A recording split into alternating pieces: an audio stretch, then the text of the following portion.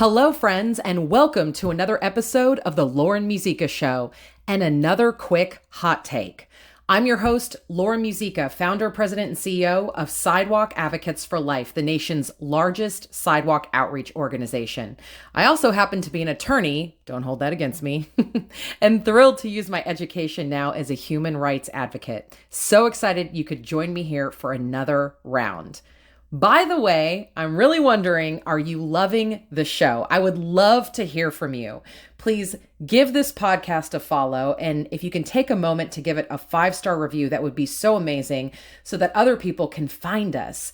And feel free to drop me a line at lauren@sidewalkadvocates.org. Again, that's lauren@sidewalkadvocates.org.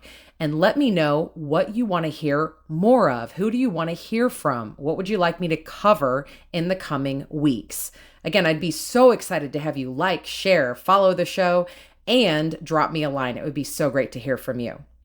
Okay, let's chat about something that's been really hot in the news.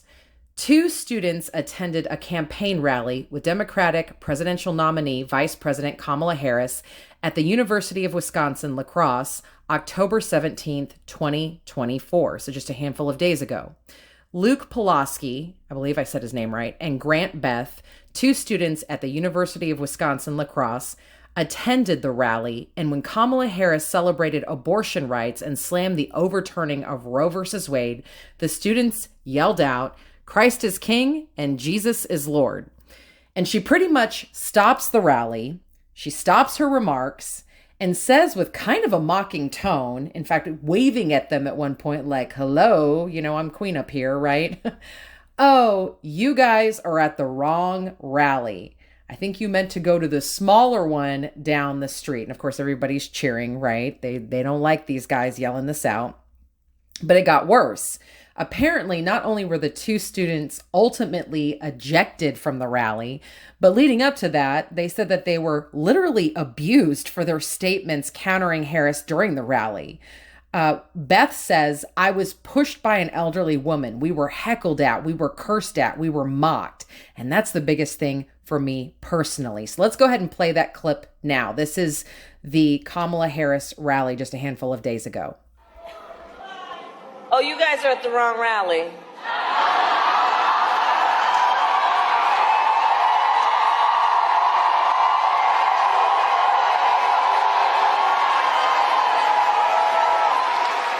No, I think you meant to go to the smaller one down the street.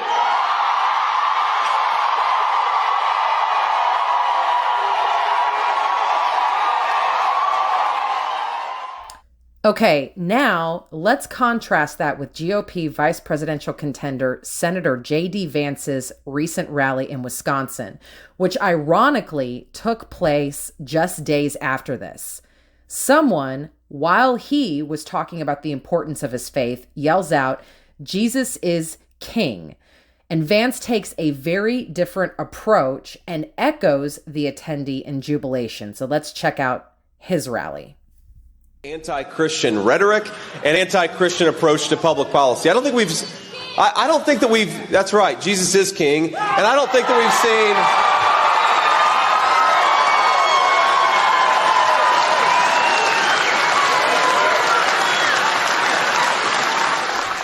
Now, before I comment on all this, I want you to hear from the students themselves who did an interview with Fox News in reaction to what they experienced at the Harris rally. So let's hear from them really quickly.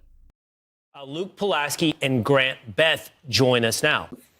Essentially, she was speaking, and we decided to say, "Christ is King, Jesus is Lord." And we got a lot of backlash. As you can see in that firsthand video, I was pushed by an elderly woman. We were heckled at, we were cursed at, we were mocked. In reflection of the event, Jesus was mocked. His disciples were mocked, and that's okay. In reality, we did God's work, and we were there for the right reasons, and God is watching. Okay, wow, right? Let me go ahead and frame this out. Recently, Gallup did a poll and simply asked the question, "Do you believe in God?" And 81% said yes. So that means about 8 out of 10 people, and yes, I wish it was higher, but 8 out of 10 people say that they believe in a higher power. And another recent poll says that about 63% of the country identifies as Christian. In other words, the majority of the country calls Christ king as well. So when Kamala Harris claps back at those students and her people eventually remove them from the rally for their sentiments, because, come on, guys, other people are yelling things out. And as long as those students weren't interrupting so much that the rally couldn't continue, there's really no reason that they couldn't have remained there. The Harris campaign wasn't just clapping back at them. Consider that she was clapping back at all of us who love life and love God. In other words, she was clapping back at the majority of the country. She sent us a message in that moment that people of faith and conscience really aren't welcome at her rally, that we don't have a place there. And that's unfortunate because Americans from any walk of life should have a seat at the table with the ability to express their faith and point of view in the public square without fear of persecution or repercussion. But I submit to you that this is who Harris is. She's the candidate for the political party whose party platform now offers no mention of God, Lord, or Almighty. No higher power. It was removed on purpose. She openly advocates for abortion until the point of birth. That's what she means when she's giving all these media interviews and she says that she wants to, quote unquote, restore the protections of Roe versus Wade. A lot of Americans don't realize that Roe v. Wade allowed abortion through all 9 months of pregnancy. And if she can do it with our taxpayer dollars, even better. While she served as California Attorney General and then Senator, she openly oppressed people of faith. From attempting to force the Little Sisters of the Poor, a group of nuns, to act against their Catholic faith and provide contraception and abortifacient drugs to its members, to raiding the home of David DeLayden, who exposed the Planned Parenthood baby body part scandal, to introducing legislation that would force Catholic doctors to perform abortions and transgender surgeries. And the list goes on, folks.